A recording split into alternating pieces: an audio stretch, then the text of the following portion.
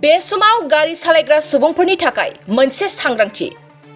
दिनै क'क्राझारनि DTO officer dozen बसुमतारिया खौरां मेलनि गेजेरजों ड्राइभिं लाइसेन्स आरो गारि आरसिखौ थाबैनो मेनुएल खालामनानै लानो थाखाय www.paribahan.gov.in लिंकआव हाबनानै स्मार्ट कार्ड खालामना लानो थाखाय थाबैनो खावलायदों।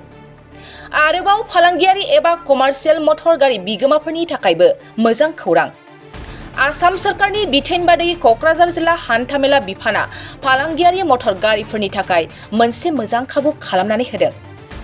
जायफोर फालांगियारि मटर गारिफ्रा माबा मोनसे जाहोननि थाखाय फाइन एबा जुरिमाना नांनानै दं, अब्ला बिसोरनि थाखाय माखासे रेहाय होनायनि गेजेरजों गाव गावनि फाइन एबा जुरिमानाखौ सुख'नानै लानो हागोन।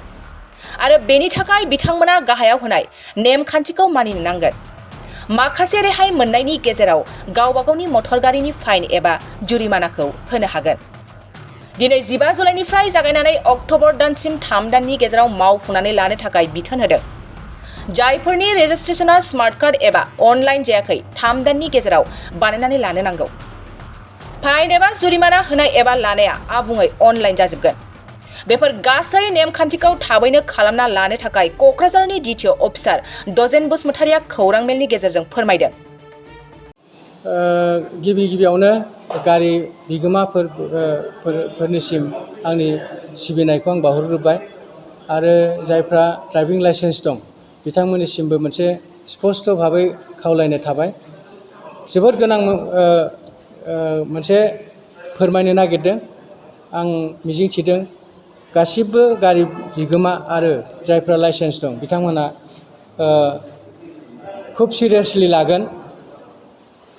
मानोना जोंनि बे क'क्राझार डिस्ट्रिक्टआव दिनैनि तारिखआव अफिसनि रेकर्ड मथे 40,000निबो बांसिन गारिया दाबो माने डिजिटाइज जायाखै, थारमाने अनलाइन जायाखै, दाबो मेनुएल आरसि लानानैनो दङ। ओमफ्राय थिग बेबायदिनो लाइसेन्सनि खेथ्रआव 1,03,000सो माने लाइसेन्स बिगोमाफ्रा दाबो माने अनलाइन खालामनानै लायाखै। थ' बे खोथाया ओरैबायदि, नैबे आगष्टनि 1 तारिखनिफ्राय अक्ट'बरनि 31 तारिख बे मास मोनथामनि गेजेराव जायफ्रा अनलाइन खालामनानै लाया बिथांमोननि आरसि आरो लाइसेन्सआ गासिबो इनभेलिड जागोन अक्ट'बरनि 31 तारिखसिम। बिनि उनावहाय जुदि अनलाइन खालामनानै लायाखैब्ला आरसिआनो जा DLAनो जा गासिबो इनभेलिड जाजोबगोन। ओंखायनो बे मास मोनथामनि गेजेरावनो गावनि गारिनि आरसि, बे प्राइभेट गारियानो जा कमार्शियेल गारियानो जा मटर साइकेलानो जा साखा खबब्रैयानो जा बासआनो जा जिखुनु गारिनि आरसि गासिबो आरसिखौ मेनुएल खालामनानै लानांसिगौ मास मोनथामनि गेजेरावनो। आरो लाइसेन्सआबो प्राइभेट लाइसेन्सआनो जा कमार्शियेल लाइसेन्सआनो जा गासिबखौबो बे मास मोनथामनि गेजेराव माने अनलाइन खालामनानै लानांसिगोन। आरो जुदि बे आरसि आरो DLखौ बे मास मोनथामनि गेजेराव अनलाइन खालामनानै लायाब्ला बे माने अक्ट'बरनि उनावहाय गासिबो इनभेलिड जाजोबसिगोन। दा बेखौ माबोरै बेकलग खालामनो? बेनि माबाया जाहैबाय सरखारनिफ्राय सुबिदा मोनसे खालामनानै होदों।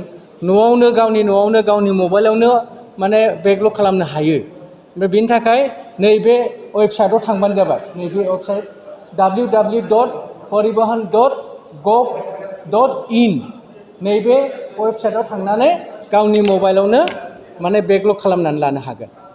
आरो जुदि गाव रोङाब्ला जोंनाव क'क्राझार डिस्ट्रिक्टआव 170निख्रुइबो बांसिन कमन सार्भिस सेन्टार दं, थारमाने कम्पिउटार सेन्टार दं। गावनि न'नि खाथिसिन जिखुनु कम्पिउटार सेन्टाराव थांनानै गावनि उसुबिदाखौ गावनि जेंनाखौ बुंनानै लाहैब्लानो बिसोरबो खालामनानै होनो हायो। आरो अबयसे बिसोरनाव कम्पिउटार सेन्टाराव बे वेबसाइटआ थाखाजोबो। आरो थायाब्लाबो नैबेखौ लानानै थांनो हागोन। नोंथांमोना अननानै नैबेखौ जोंनि गासिबो गारि बिगोमा लाइसेन्स बिगोमा मिथिनाय बायदि नैबे वेबसाइटखौ स्पष्ट भाबै माने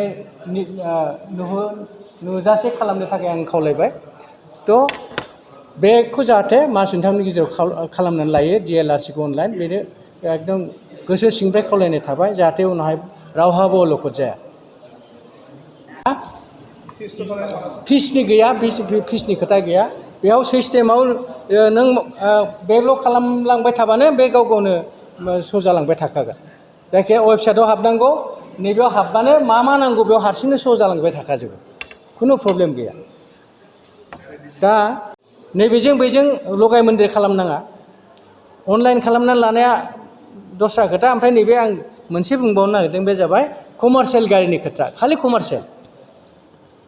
दा कमार्शियेल गारि होनोब्ला इ रिक्सा, टट' गारि, ओमफ्राय जोंहाय टेम्प' गारि, बास, मिनि बास, उइंगार, मेजिक, मेक्सिम', गिदिर गिदिर ट्राक, बेफोरो माने सोरनाबा फिटनेस सार्टिफिकेटआ बिराद गोबावसिम जुदि होनो हायाखैबा, बखिया दंबा बोसोरनै बोसोरथाम बोसोरब्रैनि बिराद बुरजा होनो गोनां जायो। बिसोरो सानसेयाव 50 थाखा करि फाइन लायो। खिन्थु नैबे मास मोनथामनि गेजेराव थांनाय जुलाइ मासनि 15 अक्ट'निफ्राय बे आरम्भ जादों आरो बियो अक्ट'बरनि 15 अक्ट'सिम सोलिबाय थागोन। बे मास मोनथामनि गेजेराव जुदि सोरबा जमा होयोब्ला खुब खम रेटआव जागोन बे। माब्रै? जेरै गिदिर गिदिर गारिया माबा डाम्पार बा गिदिर बास, बेफोरो 50 थाखानि जायगायाव सानसेयाव 25 थाखा होबानो गगोन। ओमफ्राय साखा खब्रै गारि जेरै उइंगार, पिकआप भेन, ओजोंहाय मेजिक, मेक्सिम' बेफोरबायदि गारिया 50 थाखानि जायगायाव 20 थाखा होबानो गगोन। ओमफ्राय बिनि गाहायाव दङ ट्रेक्टरफ्राबो फिटनेस नांगौ नालाय, दा ट्रेक्टरफ्राबो सोरबा गामि गामि गफायाव बिराद दं दाबो, जों जा एसे मोनो बुङो। दा सोरबा मिथियाबा नोंथांमोननि गेजेरजों आं खावलायहरनो नागिरदों, बिथांमोना बे सुबिदाखौ लानांगौ आरो बिथांमोना बे सुबिदाखौ लायोब्ला बे मास मोनथामनि गेजेराव 50 थाखानि जायगायाव सानसेयाव 15 थाखा करि होबानो गयो। आरो फिसा फिसा गारि जोंना बै साखा खबथाम, टट', टेम्प', बेफोरो 50 थाखानि जायगायाव सानसेयाव 10 थाखा होबानो गयो। गतिके बे आं बे सुबिदाखौ लानो खावलायबाय। दा खोथाया मोननै, मोनसेया जाहैबाय अनलाइन खालामनानै लानांगौ गावनि लाइसेन्स, गारिनि आरसि। बे अनलाइन खालामनायाव कमार्शियेलनि खोथा गैया। प्राइभेट मटर साइकेलनिफ्राय आरम्भ खालामनानै एकदम बेसेबांबा गिदिर गारिसिम गासिबो आरसिया मास मोनथामनि गेजेराव अनलाइन खालामनानै लाजोबनांसिगौ। ओमफ्राय जिखुनु लाइसेन्स, माने प्राइभेटआनो होन, मटर साइकेल सालायग्रा लाइसेन्सआनो होन, जिखुनु लाइसेन्स बे मास मोनथामनि गेजेराव अनलाइन खालामनानै लानांगौ। नङाब्ला बे आरसि लाइसेन्स मास मोनथामनि गेजेराव जुदि अनलाइन खालामाब्ला बेयो गासिबो इनभेलिड जाजोबसिगोन। बेखिनियानो। साबायखर। चिराङाव सावस्रि सिबिथायनि थाखाय मोनसे मोजां फाहामथायनि राहाखौ लानानै फैदों एसटि क्लिनिकआ। आथिखालाव सुबुंनि देहायाव नुजाथिबाय थानाय डायबिटिस बेरामनि थाखाय मोजां फाहामथाय होयो एसटि क्लिनिकआ। चिरां जिल्लानि SBI काजलगाव ब्रान्चनि लांगोनायाव फसंनाय एसटि क्लिनिकआव डायबिटिस बेरामनि अनगायैबो फाहामथाय होबावगोन लिभारनि जेंना आरो माखासे सरासनस्रा बेमारफोर। बे एसटि क्लिनिकआव डायबिटिस बेरामनि फाहामथायखौ होगोन जर'खा फाहामगिरि डक्टर समिक देबा। नोंथांमोना फुं आरो मोनाबिलि समावबो बे क्लिनिकआव फाहामथाय लानो हागोन। डक्टर, लेबरेटरि, मुलि, ECG सिबिथायनि खाबुफोरखौ बे एसटि क्लिनिकआव मोनजोबगोन।